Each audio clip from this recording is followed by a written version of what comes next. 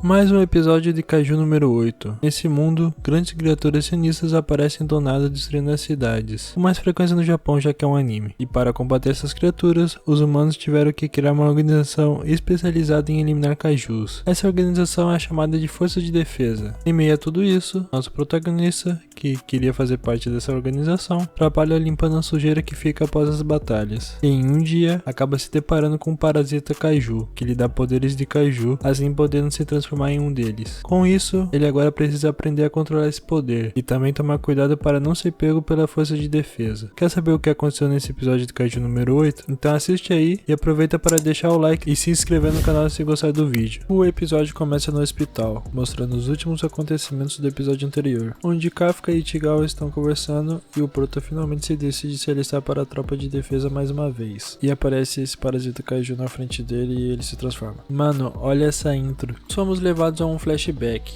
onde Kafka e Mina crianças estão conversando, e Kafka disse que iria estar ao lado dela sempre que ela estivesse com medo. Ela zoa ele, repetindo o que ele falou, e dizendo que ele tá lendo mangás demais. Kafka fica sem jeito, mas Mina agradece ele, dizendo que eles não precisam ter medo se estiverem juntos. Voltando ao presente, ela está se preparando para atender ao chamado do Kaiju que apareceu no hospital de Yokohama, junto com toda a sua equipe pronta, e o tigre. Soa o alarme para o pessoal evacuar e se proteger. No hospital, o velho que fez o chamado está quase tendo um infarto. E Kafka e Ichigawa em choque sem saber o que fazer naquele momento. Ichigawa pede para Kafka dar um sorriso, mas só piora a situação. Kafka tenta ajudar o velho, mas só por encostar na parede o cara faz um estrago. Ambos ficam apavorados com a força do Kafka e o pessoal do hospital saem dos seus quartos para verem o que está acontecendo. E Kafka já mete um olhar de poucas ideias. Ao perceber que foi visto, ele recua. E o Ren e Ichigawa, percebendo que a tropa de defesa está vindo, ele diz para eles fugirem dali. Kafka sugere ir pela janela e quando vai abri-la, ele arranca a parede toda do quarto. Ele até começa a gostar por estar tão forte assim, mas fica se perguntando o que realmente está acontecendo com ele. Ao ouvirem os gritos de alguém, eles decidem de pular e fugir. Só que o Prota não pula não, o cara quase decola. Em outra cena, os comboios da tropa de defesa estão a caminho, já percebendo que o Kaiju do hospital está fugindo. Voltando ao Ichigawa e o Kafka,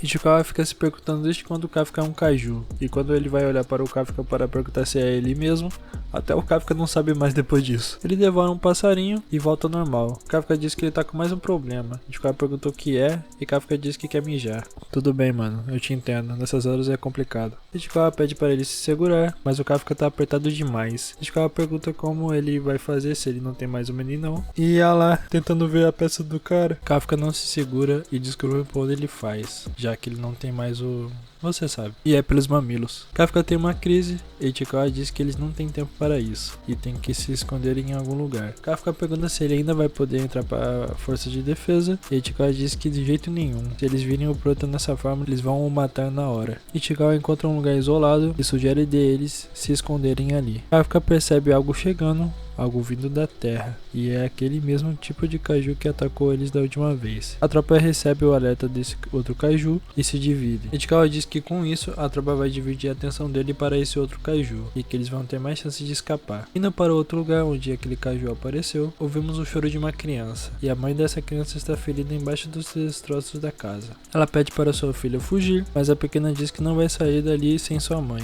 e tenta ajudá-la. Nisso o Kaiju aparece e quando ele está prestes a devorá-las, nosso protagonista, herói faxineiro, e agora Kaiju, aparece dando um socão nesse outro Kaiju. Mano, olha o que esse soco fez, cê é louco, o Prota tá forte demais. Até o Kafka percebe que realmente ele tá forte pra caralho. Ele pergunta para a criança se ela está bem, mas a menina fica com medo por causa da aparência de Kaiju dele. Kafka tenta mais uma vez dar um sorriso para ver se melhora essas coisas, mas novamente isso só piora. Ichigawa aparece para ajudar a socorrer as duas. Kafka levanta os destroços de cima da mãe da criança e Reno a ajuda. Só que em meio a tudo isso, aquele Kaiju que o Kafka deu um socão ainda tá vivo e aparece diante deles. Kafka diz para Ichigawa tirar elas dali, porque ele mesmo vai resolver isso, e ele prepara um soco. E vemos que esse soco vai ser forte quando o personagem tem que carregar ele.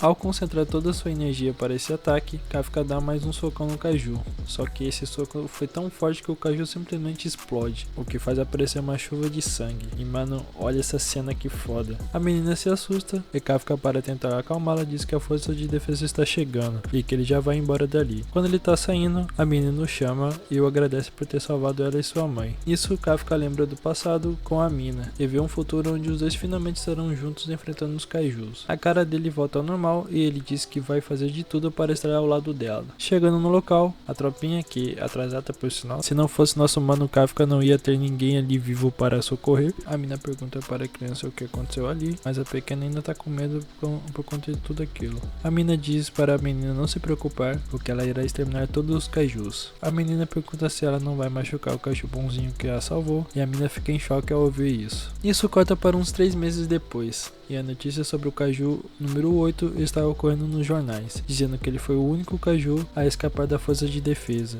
e que ainda não foi encontrado. Os colegas de trabalho do Kafka estão assistindo a notícia e o superior diz para o Reno Ichikawa que chegou uma carta para ele e para o Kafka e que se ele pode entregá-la para ele. Essa carta é sobre o alistamento deles. Ao abrir a sua carta, Ichikawa percebe que foi aprovado. Os colegas o parabenizam pela conquista. Saindo dali, Ichikawa sai correndo para entregar a carta do Kafka, mas para no meio do caminho para dar aquela espiadinha na carta dele. Pô, assim não vale, mano. Tem que deixar pra saber depois que o Kafka abrir. Enfim, os colegas viram isso pela janela e suspeitam que pela reação do Ichikawa, a Kafka deve ter passado. E que eles querem que o Kafka consiga entrar para a tropinha de defesa e ficam torcendo por eles. Isso sim que é amizade de verdade, hein? Chegando até o Kafka e olha ele ali em cima do Kaiju comendo uma marmitinha. Ichikawa diz que o Kafka passou e vimos que o cara tá transformado em Kaiju. Eu fico me perguntando, e se fosse outra pessoa para entregar essa carta pro Kafka? Como que a história ia continuar dessa forma? Ichikawa chega na voadora, dando um esporro no Kafka por estar se expondo assim. Kafka diz que às vezes se esquece que tá transformado e eu me pergunto como o cara não percebe isso. Ele dá uma limpada no rosto, só que faltou uma parte ali que não voltou ao normal. Ichikawa grita com Kafka para que ele tenha mais cuidado. Ele também nos explica que só estão ali porque eles voltaram para o hospital depois do acidente, dizendo que tinham fugido do Kaiju, assim ninguém suspeitaria deles. Ichikawa entrega a carta para o Kafka. Kafka abre e teve uma reação normal. Ichikawa fica surpreso porque não esperava essa reação e Kafka diz que é porque ele sempre reprova na segunda fase. Ichikawa pergunta se ele vai mesmo, já que seu corpo está todo alterado por causa dos poderes de Kaiju. Kafka diz que está tranquilo e que é para ele confiar, dizendo isso dando um sorriso de Kaiju. Ichikawa ainda fica preocupado sobre essa segunda fase, pois será vários oficiais por todo lugar, já que essa é uma prova física. Kafka diz que mesmo assim ele vai, e que tentou descobrir, mas não achou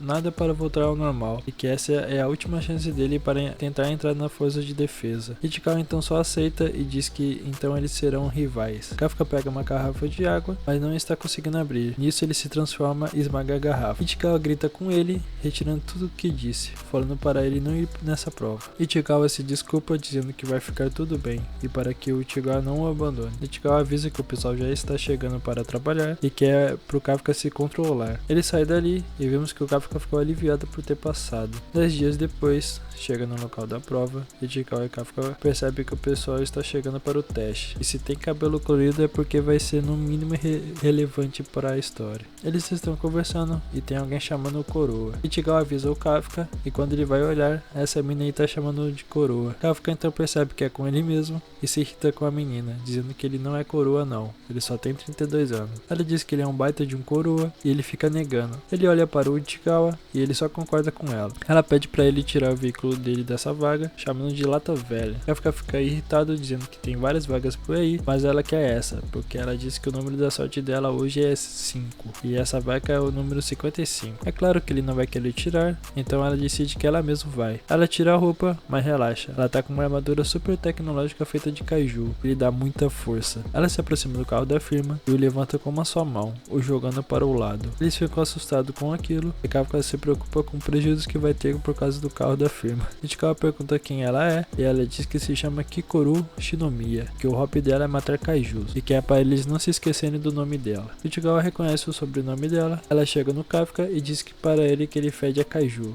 e o episódio acaba. Mano, que episódio foi esse? Simplesmente muito bom. Vimos o protagonista usando o poder dele de Kaiju e até que ele tá sabendo lidar muito bem com esse poder. Esse episódio também foi muito bem divertido, vários pontos humorísticos e bastante informação. E esse final aí, será que o Kafka foi descoberto? Só iremos saber no próximo episódio. Gostou do vídeo? Quer saber mais sobre os próximos episódios de Kaiju número 8? Então se inscreve aí e deixa o like para ajudar no vídeo. Até a próxima.